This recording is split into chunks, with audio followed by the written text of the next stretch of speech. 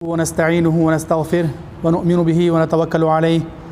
ونعوذ بالله من شرور أنفسنا ومن سيئات أعمالنا من يهده الله فلا مضل له ومن يضلله فلا هادي له وأشهد أن لا إله إلا الله وحده لا شريك له وأشهد أن محمدا عبده ورسوله أرسله بالحق بشيرا ونذيرا يا أيها الذين آمنوا اتقوا الله حق تقاته ولا تموتن إلا وأنتم مسلمون يا أيها الناس اتقوا ربكم الذي خلقكم من نفس واحدة وخلق منها زوجها وبث منهما رجالا كثيرا ونساء واتقوا الله الذي تساءلون به والأرحام إن الله كان عليكم رقيبا يا أيها الذين آمنوا اتقوا الله وقولوا قولا سديدا يصلح لكم أعمالكم ويغفر لكم ذنوبكم ومن يطع الله ورسوله فقد فاز فوزا عظيما أما بعد فإن خير الحديث كتاب الله وخير الهدي هدي محمد صلى الله عليه وسلم وشر الأمور محدثاتها وكل محدثة بدعة وكل بدعة ضلالة وكل ضلالة في النار۔ محترم سامعین، برادران اسلام، جس زمانے میں ہم لوگ سانس لے رہے ہیں یہ زمانہ پرفتن زمانہ ہے۔ اس زمانے میں بدی اور برائی کی تمام قسموں کو مکمل طور پر اجاگر کیا گیا، اور اس زمانے میں خیر کو زیادہ سے زیادہ روکنے کی کوشش کی گئی اور کی بھی جا رہی ہے۔ دنیا کی طاقتیں بھلے وہ سیاسی ہوں، بھلے وہ تعلیم میدان والی ہوں، بھلے وہ کسی کلا اور کسی کاریگری کے لوگ ہوں، انہوں نے نت نئے ناموں سے اور خوشنما ناموں سے اور بہترین القاب سے دنیا کے اندر بے حیائی کو فروغ دیا، دنیا کے اندر سود کو فروغ دیا، دنیا کے اندر قتل و غارت گری کو فروغ دیا۔ ہتھیار بنانے والوں نے دنیا کے اندر نت نئے ناموں سے ہتھیاروں کو فروغ دیا، اور اپنے ہتھیاروں کی فروخت کے لیے اور اپنی تجارت کو فروغ دینے کے لیے ایک ملک سے دوسرے ملک کو لڑایا گیا، جس میں لاکھوں جانیں ضائع ہوئی اور ہو بھی رہی ہیں۔ المہم یہ دنیا کا یہ زمانہ فتنوں سے بھرا ہوا ہے، یہ زمانہ فتنوں سے بھرا ہوا ہے۔ قتل و غارت گری عام ہے، بے حیائی عام ہے، اسی طرح لوگ خوف کے ماحول میں جی رہے ہیں، اور اقتصادی حالات دنیا کے غلط نظام کی وجہ سے کمزور سے کمزور تر ہوتے جا رہے ہیں، اور سماج بے حیائی کی طرف اور سماج ایک غیر محفوظ مقام کی طرف جا رہا ہے۔ المہم یہ ایام، یہ زمانہ ہر طرح کی فتنوں میں مبتلا ہے۔ انہی فتنوں کے لیے حدیث شریف میں رسول اللہ صلی اللہ علیہ وسلم نے ایک لفظ استعمال کیا ہے، وہ ہے الحرج، یعنی فتنہ۔ محدثین کرام نے اس لفظ کی بہت سی شروحات کی ہیں۔ امام نووی فرماتے ہیں الحرج سے مراد الفتنہ و اختلاط امور الناس، یعنی فتنوں کا زمانہ اور لوگوں کے معاملات گڈمٹ ہو جانے اور خلط ملط ہو جانے کا زمانہ ہے۔ یعنی لوگ اچھے برے کی تمیز نہیں کر رہے ہیں، لوگ اچھے کو برا سمجھ رہے ہیں، برے کو اچھا سمجھ رہے ہیں، فائدے کو نقصان سمجھ رہے ہیں، نقصان کو فائدہ سمجھ رہے ہیں۔ تو محترم سامعین، صحیح مسلم کی روایت ہے عن معقل بن يسار رضی اللہ عنہ قال رسول اللہ صلی اللہ علیہ وسلم العبادۃ فی الحرج کہجرۃ الی۔ فتنوں کے زمانے میں، فسادات کے زمانے میں، جب دنیا میں بے حیائی عام ہو جاتی ہے، جب دنیا میں سکون ختم ہو جاتا ہے، جب دنیا میں ہر طرف مار دھاڑ، قتل و غارت گری، جنگ لوٹ مار ہو رہی ہو، ایسا زمانہ ہے۔ اس زمانے میں عبادت کرنا، عبادات میں آگے بڑھنا، رسول اللہ نے فرمایا صلی اللہ علیہ وسلم، میرے پاس ہجرت کر کے آنے کے ثواب کے برابر ہے۔ العبادۃ فی الحرج کہجرۃ الی۔ فتنوں کے زمانے میں عبادت کرنا، عبادات میں آگے بڑھنا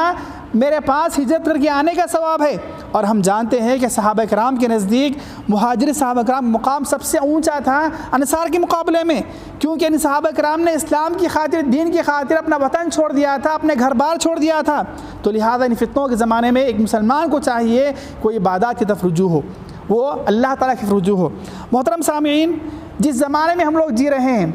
خیر کو کم سے کم کیا جا رہا ہے،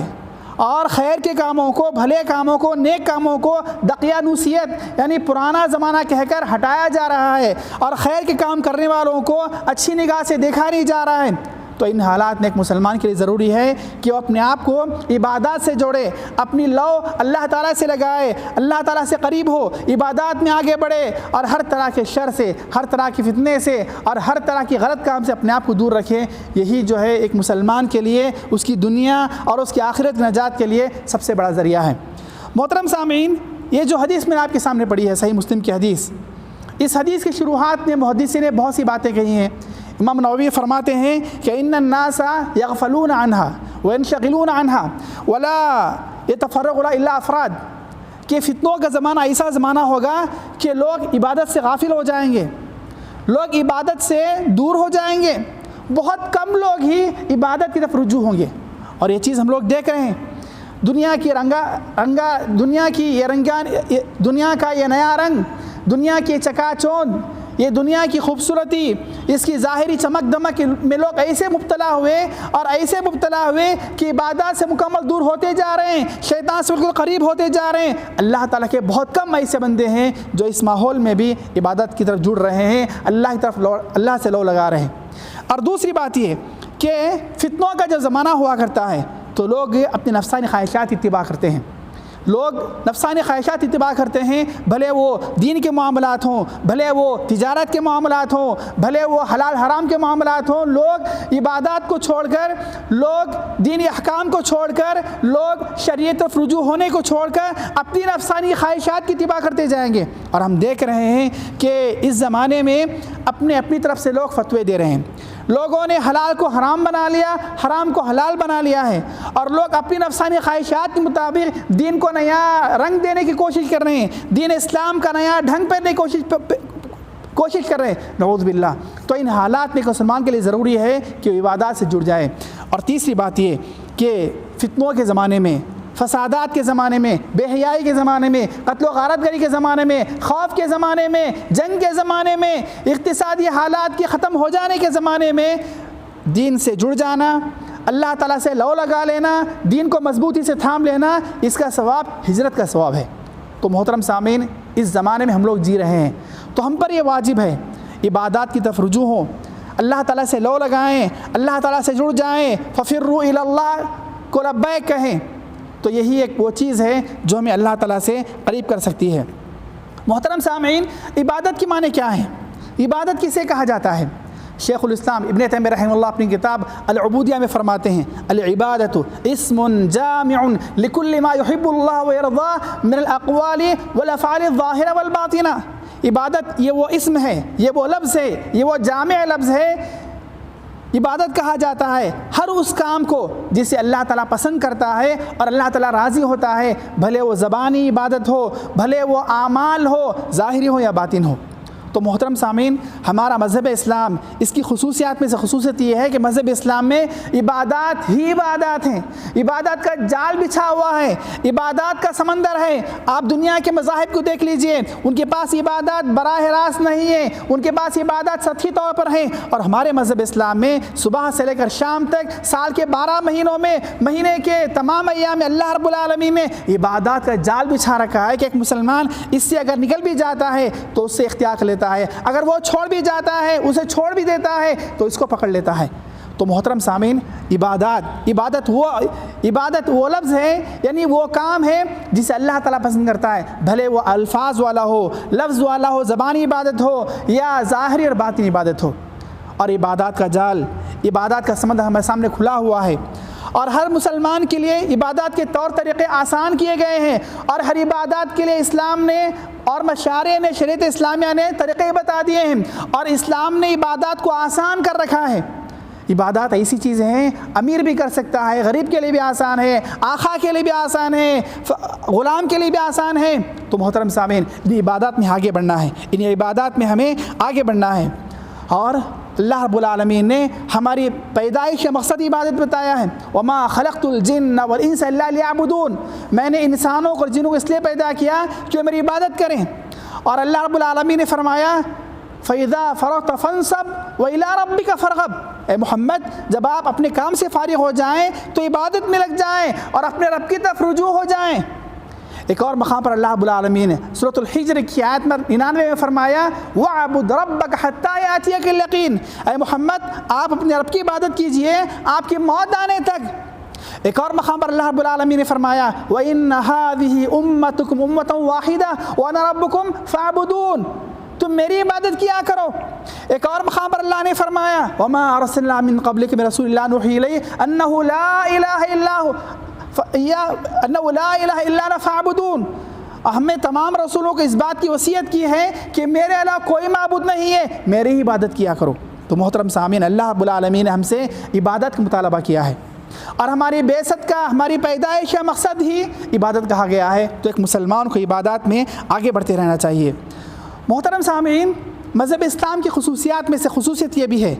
کہ مذہب اسلام میں ایک مومن بندہ وہ ہمیشہ عبادت میں رہتا ہے۔ اس کا کھانا پینا، اس کا اٹھنا بیٹھنا، چلنا پھرنا، گھر میں داخل ہونا، گھر سے باہر نکلنا، اس کی تمام چیزیں عبادت ہوا کرتی ہیں۔ یہاں تک کہ اس کا سونا وہ بھی اس کے لیے عبادت ہے، یہاں تک کہ اگر اپنی بیوی کے پاس جاتا ہے وہ بھی اس کے لیے عبادت ہے۔ یہ خصوصیت اور یہ خاصیت مذہب اسلام ہی کے اندر ہے، یہ کسی اور میں نہیں۔ تو ایک مسلمان بندے کو اٹھتے بیٹھتے چلتے پھرتے کھاتے پیتے اپنی بنیادی ضروریات کرتے ہوئے بھی عبادت کا خیال رکھنا چاہیے، اگلی پچھلی دعاؤں کا اہتمام کرنا، یہ مذہب اسلام کے لیے، مذہب اسلام میں مومن کے لیے عبادت قرار دیا گیا ہے۔ تو یہاں تک کہ ہماری بنیادی ضروریات کو پورا کرنا، اس کے اندر بھی اذکار کا اہتمام کرنا، یہ بہت بڑی عبادت ہے، اور یہ وہ کام ہے جو انسان کے لیے بنیادی ضروریات ہیں۔ تو مذہب اسلام نے عبادات کا جال بچھا دیا ہے، عبادات کا سمندر پھیلا دیا ہے کہ ایک مسلمان بندہ اگر اس کو چھوڑ دیتا ہے تو اس میں پڑ جائے گا، اس کو چھوڑ دیتا ہے اس کو اختیار کر لے گا۔ پھر اسی طرح ہم دیکھتے ہیں کہ مذہب اسلام نے بندے کو عبادات میں لگانے کے لیے، بندے کو عبادات سے جوڑنے کے لیے خیر کے مواسم رکھے ہیں، خیر کے زمانے رکھے ہیں۔ آپ سال بھر کا اندازہ لگا لیں، رمضان کا مہینہ آتا ہے، رمضان کے بعد اللہ رب العالمین نے شوال کے 6 روزے رکھے ہیں تاکہ مسلمان بندہ شوال کے 6 روزے رکھ کر سال بھر کے روزوں کا کوٹا پورا کر لے۔ اس کے بعد چند دنوں کے بعد حج کا مہینہ آتا ہے، پھر اس کے بعد 9 ذی الحجہ کا روزہ رکھا گیا ہے، اگلے مہینے محرم کے مہینے میں 10 ذی الحجہ کا روزہ رکھا گیا ہے، پھر اسی طرح صبح شام کے اوقات میں تہجد کی نماز رکھی گئی ہے، چاش کی نماز رکھی گئی ہے، فرائض کا اہتمام کیا گیا ہے۔ مالدار کے لیے پیسوں کے ذریعے سے، دولت کے ذریعے سے اجر کمانے کا موقع دیا گیا۔ غریب کے لیے صدقہ خیرات نہیں کر سکتا ہے، کم سے کم عبادات کر کے، تسبیح و تحمید کر کے اللہ تعالیٰ کے پاس قریب ہونے کا ذریعہ بتایا گیا۔ صحیح مسلم کی روایت ہے، ابو ذر غفاری فرماتے رضی اللہ تعالیٰ عنہ کہ غریب صحابہ کرام آتے ہیں اللہ کے نبی کے پاس اور کہتے ہیں اللہ کے نبی صلی اللہ علیہ وسلم ذهب اهل الدثور بالاجور يصلون كما نصلي ويصومون كما نصوم ويتصدقون بفضول اموالهم۔ اللہ کے نبی صلی اللہ علیہ وسلم کیا بات ہے کہ مالدار صحابہ کرام ہم سے زیادہ اجر لے کے جا رہے ہیں، ہم غریب صحابہ کرام کچھ کر نہیں سکتے ہیں، وہ بھی نماز پڑھتے ہیں تو ہم بھی نماز پڑھتے ہیں، وہ بھی روزہ رکھتے ہیں ہم بھی روزہ رکھتے ہیں، لیکن ان کے پاس مال ہونے کی وجہ سے وہ صدقہ خیرات کر کے اپنے لیے زیادہ ثواب کما رہے ہیں، ہم نہیں کما پا رہے ہیں۔ تو آپ نے فرمایا ان بکل تسبیحۃ صدقۃ وبکل تکبیرۃ صدقۃ وبکل تحمید صدقۃ وامر بالمعروف صدقۃ ونہی عن المنکر صدقۃ۔ بھائی یاد رکھو کہ صدقہ سبحان اللہ کا بھی صدقہ ہے، الحمدللہ کہنا، تکبیر کہنا، بھلی بات کا حکم دے دینا اور برائی سے روک دینا، یہ بھی تمہارے لیے صدقہ ہے، یہ بھی تمہارے لیے اجر و ثواب کا باعث ہے، یہ بھی تمہارے لیے بہت بڑی عبادت ہے۔ تو مذہب اسلام نے عبادات کا ایسا جال بچھایا، ایسا بہرے بے کرام پیش کیا کہ مسلمانوں میں سے ہر طبقے کا انسان اور ہر طبقے کا انسان اس میں غوطہ لگا کر کے اپنے لیے جنت وہ حاصل کر سکتا ہے۔ بس شرط یہ ہے کہ ہم لوگوں کے اندر عبادات کا جذبہ ہو۔ تجارت کرنے والا تاجر بھی اس کے لیے بھی تو یہی ہے کہ وہ تجارت کرتے کرتے اپنی دنیا بناتے بناتے وہ اپنے آپ کو امیر بناتے بناتے وہ اللہ تعالیٰ کا قریب بندہ بن سکتا ہے۔ اللہ رب العالمین نے فرمایا رجال لا تلہیہم تجارہ ولا بیع عن ذکر اللہ واقام الصلاۃ وایتاء الزکاۃ، ایسے اچھے لوگ ہیں، رجال کا لفظ اللہ نے استعمال کیا، ایسے اچھے لوگ ہیں، ایسے نیک بندے ہیں کہ تجارت، خرید و فروخت، دنیائی معاملات انہیں نہ نماز سے روکتے ہیں، نہ اللہ تعالیٰ کی یاد سے روکتے ہیں، نہ زکوٰۃ ادا کرنے سے روکتے ہیں۔ صحیح سنن نسائی کی روایت ہے اور صحیح روایت ہے کہ رسول اللہ نے فرمایا صلی اللہ علیہ وسلم اذا جمع اللہ الاولین والآخرین، جب اللہ رب العالمین قیامت کے دن تمام کو جمع کر دے گا، جاء منادن فنادا یا فنادا بصوت یسمع الخلائق، اللہ تعالیٰ کے فرشتہ آ کر پکار لگاتا ہے، سیعلم اہل الجمع من اولا بالکرم، ایسی پکار لگاتا ہے، ایسی آواز لگاتا ہے کہ وہاں پر جتنے بڑے لوگ ہیں سارے سمجھ جاتے ہیں۔ وہ کہتا ہے لیقم الذین لا تلہیہم تجارۃ ولا بیع عن ذکر اللہ، اے مسلمانوں، اے لوگوں، اے انسانیت والو، وہ تمام لوگ کھڑے ہو جاؤ جنہیں دنیا میں تجارت نے اور خرید و فروخت نے اللہ کے یاد سے روکا نہیں، اللہ کے یاد سے غافل نہیں کیا ہے، وہ لوگ کھڑے ہو جائیں۔ حدیث میں آتا ہے فیقومون وہم قلیل، وہ کھڑے ہوتے ہیں، یعنی وہ تاجر لوگ جنہوں نے دنیا میں تجارت کرتے ہوئے، خرید و فروخت کرتے ہوئے اپنے آپ کو عبادت سے جوڑے رکھا، کھڑے ہوتے ہیں، بہت کم تعداد میں ہوا کرتے ہیں. ثم یحاسب اللہ جمیع الخلائق، اللہ تعالیٰ سب سے پہلے ان کا حساب لیتا ہے، انہیں جنت کو بھیجتا ہے، پھر ساری مخلوق کو جنت کو بھیجتا ہے. تو محترم سامعین، اللہ رب العالمین نے عبادات کے ایسے ذرائع پیش کیے ہیں. ایک مسلمان بندہ بآسانی اللہ تعالیٰ کی قربت حاصل کر سکتا ہے، اتنی عبادات کے ذریعے سے جنت داخل ہو سکتا ہے. صحیح بخاری کی روایت ہے، عن ابی ہریرہ قال قال رسول اللہ صلی اللہ علیہ وسلم لا تقوم الساعة حتى يقبض العلم وتكثر الزلازل ويتقارب الزمان وتظهر الفتن ويكثر الهرج وهو القتل والقتل حتى يكثر فيكم المال فيفيض. رواہ البخاری. رسول اللہ نے فرمایا صلی اللہ علیہ وسلم، قیامت اس وقت قائم نہیں ہوگی جب تک کہ دنیا کے اندر علم کو اٹھا لیا جائے گا. اہل علم دنیا سے ایک ایک کرتے جائیں گے. خصوصیت سے ہمارے زمانے کے اندر جیسے ہی 20ویں صدی شروع ہوئی، شیخ بن باز رحمہ اللہ، شیخ عثیمین رحمہ اللہ، شیخ البانی رحمہ اللہ، اور ایک ایک کر کے دنیا کے بڑے بڑے کبار علماء یہ اٹھتے چلے گئے. اور کل ہمارے لیے بہت بڑے افسوس کی بات تھی، کہ غم کی بات تھی کہ آج کے زمانے کے مشہور محدث دکتور ضیاء الرحمن حافظ رحمہ اللہ وہ دنیا سے چلے گئے. تو علم کو اٹھا لیا جائے گا اور دنیا میں زلزلے زیادہ ہو جائیں گے. پھر اسی طرح زمانہ قریب ہو جائے گا، وقت میں برکت ختم ہو جائے گی، اور اسی طرح فتنے بڑھ جائیں گے، فتنے بہت زیادہ ہو جائیں گے. طرح طرح کا فتنہ، مال کا فتنہ، عورت کا فتنہ، تجارت کا فتنہ، علم کا فتنہ. یہ جو دنیا میں درسگاہیں ہیں، یہ درسگاہیں کم، قتل گاہیں زیادہ ہیں، جن میں انسانیت کو قتل کیا جا رہا ہے، دین کا گلا گھونٹا جا رہا ہے، جن میں الحاد کو فروغ دیا جا رہا ہے. فتنے بڑھتے جائیں گے، بڑھتے جائیں گے. مال کا فتنہ ہوگا، دنیا میں قتل و غارت گری عام ہو جائے گی، امن کم ہو جائے گا، سکون کم ہو جائے گا، قتل و غارت گری زیادہ ہو جائے گی، جنگیں زیادہ ہوتی رہیں گی. پھر اسی طرح کہا گیا وَيَكْثُرُ الْحَرَجِ، قتل زیادہ ہوتے جائیں گے، قتل زیادہ ہو جائیں گے. پھر کہا مال اتنا زیادہ ہو جائے گا کہ مال تم میں سے بہنے لگے گا. تو محترم سامعین، یہ صحیح بخاری کی روایت ہے. اس حدیث میں رسول اللہ صلی اللہ علیہ وسلم نے جو باتیں کہی ہیں، وہ ساری باتیں من وان ہم پوری طرح ہمارے زمانے میں دیکھ رہے ہیں. قرب قیامت کا زمانہ ہے. حافظ ابن حجر رحمہ اللہ اس حدیث شرح میں فرماتے ہیں ان الفتن والمشقۃ البالغہ ستقوا حتی یخف امر الدین، کہ بڑے بڑے فتنے اور اونچی اونچی مشقتیں امت میں ظاہر ہونی شروع ہو جائیں گی، یہاں تک کہ دین کا معاملہ بہت کمزور ہو جائے گا، یہاں تک کہ دین کا معاملہ بہت کمزور ہو جائے گا. وَيَقِلُّ الْاِعْتِنَاءُ بِأَمْرِهِ، دین کے معاملات کو بہت کم لوگ توجہ دیں گے، دین کے معاملات پر توجہ لوگوں کی بہت کم ہو جائے گی. وَلَا يَبْقَى لِأَحَدٍ إِلَّا اِعْتِنَاءُ أَمْرِ دُنْيَاهُ، اور ہر انسان سے اپنی دنیا کے پیچھے بھاگے گا. دنیا کا اہتمام، دنیا کا خیال، دنیا جمانا، دنیا کمانا، دنیا میں اچھا بننا، اسی کی ہر ایک کو خواہش اور تمنا رہے گی. وما يتعلق به، پھر اس کے بعد ومن ثم عظم قدر عباد ایام الفتنہ. اسی لیے نبی کریم صلی اللہ علیہ وسلم نے ان فتنوں کے زمانے، اس بے دینی کے زمانے میں، اس الحاد کے زمانے میں، اس دین سے دوری کے زمانے میں، اس اللہ تعالیٰ سے دوری کے زمانے میں عبادات کی قدر و قیمت کو زیادہ قرار دیا، اونچا قرار دیا، کہ ایسے ایام میں، ان فتنوں کے زمانے میں تم عبادات کرتے رہو تاکہ تمہیں دین مل جائے، تاکہ تمہیں نبی کریم صلی اللہ علیہ وسلم کے پاس ہجرت کا ثواب مل جائے. تو محترم سامعین، اس زمانے میں ہم لوگ جی رہے ہیں. محترم سامعین، ہم مسلمانوں پر فرض ہے کہ اللہ رب العالمین نے عبادات کے جو طریقے ہم پر عطا کیے ہیں، ہمیں نصیب کیے ہیں، ان تمام میں حتی المقدور آگے بڑھیں. سب سے پہلے بحیثیت مسلمان اپنے آپ کو موحد بنائیں.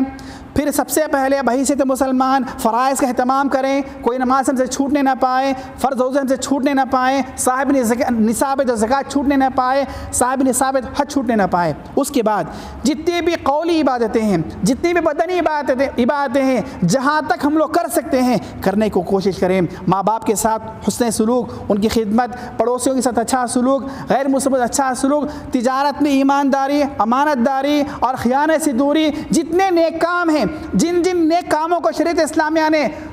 جائز قرار دیا ہے اور اس پر ابھارا ہے اور اسی ترغیب دلائی ہے، تمام نیک کاموں کو حتی المقدور ادا کرنے کی کوشش کریں. اور ساتھ ہی ساتھ جتنے بھی برے کام ہیں اور جتنے بھی غلط کام ہیں، جتنے بھی محرمات ہیں، جتنے بھی اللہ تعالیٰ کو ناراض کرنے والی چیزیں ہیں، ان تمام سے مکمل طور پہ دور رہنے کی کوشش کریں. یاد رکھیے محترم سامعین، ایک مسلمان کے لیے شاید اس بات کی تکلیف ہو کہ وہ تہجد نہیں پڑھ سکتا ہے، لیکن وہ جھوٹ سے دور رہنا اس کے لیے بہت آسان ہے. ایک مسلمان کے لیے شاید اس بات کی تکلیف ہو کہ وہ زیادہ صدقہ خیرات نہیں کر سکتا ہے، لیکن وہ غیبت سے اور بہتان تراشی سے وہ تو دور رہ سکتا ہے۔ تو ایک مسلمان بندے کے لیے ضروری ہے کہ اگر نیک کاموں میں زیادہ آگے نہیں بڑھ سکا تو کوئی بات نہیں، لیکن برائیوں میں مکمل طور پہ دور رہنا چاہیے، کیونکہ جہاں پر نیک کام برائیوں کو ختم کر دیتے ہیں، ان الحسنات یذہبن السیئات، بہت سے نیک کام ایک مسلمان کے گناہوں کو مٹا دیتے ہیں، وہیں پر بہت سے گناہ کے کام ایسے ہیں جو انسان کی نیکیوں کو بھی ختم کر دیتے ہیں۔ ایک مسلمان کے لیے دونوں باتوں کو لحاظ کرنا ضروری ہے۔ ایک مسلمان جہاں پر نیک کام کرتا ہے، عبادات کے کام کرتا ہے، خیر کے کام کرتا ہے، جہاں وہ اللہ تعالیٰ کے پاس اجر و ثواب بھی کماتا ہے، اللہ تعالیٰ کے قریب بھی بنتا ہے، اور پچھلے کیے ہوئے کچھ چھوٹے چھوٹے گناہ معاف بھی کر دیے جاتے ہیں، وہیں پر کچھ ایسے غلط کام بھی ہیں، کچھ ایسے گناہ کے کام بھی ہیں جن کے کرنے سے انسان کے کیے ہوئے اس کے اپنے ثواب کے کام، اس کے اپنے نیک کام، اس کے اپنے اچھے کام وہ بھی غارت ہو جاتے ہیں۔ تو ایک مسلمان کے لیے ضروری ہے ان دونوں باتوں کا خیال رکھے۔ تو محترم سامعین، ان فتنوں کے زمانے میں، ان فسادات کے زمانے میں، اس بے حیائی کے زمانے میں، اس خوف کے زمانے میں، اس تنگ دستی کے زمانے میں ہمیں سب سے اہم کام یہی ہے کہ ہم اللہ تعالیٰ سے لو لگائیں، عبادات میں آگے بڑھیں، اللہ تعالیٰ سے قریب ہونے کی کوشش کریں، تبھی جا کر اللہ رب العالمین ہماری دنیا اور آخرت کو سالم رکھے گا۔ اللہ تعالیٰ سے دعا ہے اللہ تعالیٰ مجھے آپ تمام مسلمانوں کو عبادات میں آگے بڑھنے کی توفیق عطا فرمائے، عبادات میں سستی کاہلی سے اللہ تعالیٰ ہماری حفاظت فرمائے، بدنی عبادتیں ہو، قولی عبادتیں ہو، مالی عبادتیں ہو، تمام طرح کی عبادتوں میں اللہ تعالیٰ ہمیں آگے بڑھنے کی توفیق عطا فرمائے۔ وصلی اللہ علی نبینا محمد وعلی آلہ وصحبہ اجمعین، والحمد للہ رب العالمین، سبحان ربک رب العزۃ عما یصفون، وسلام علی المرسلین، والحمد للہ رب العالمین۔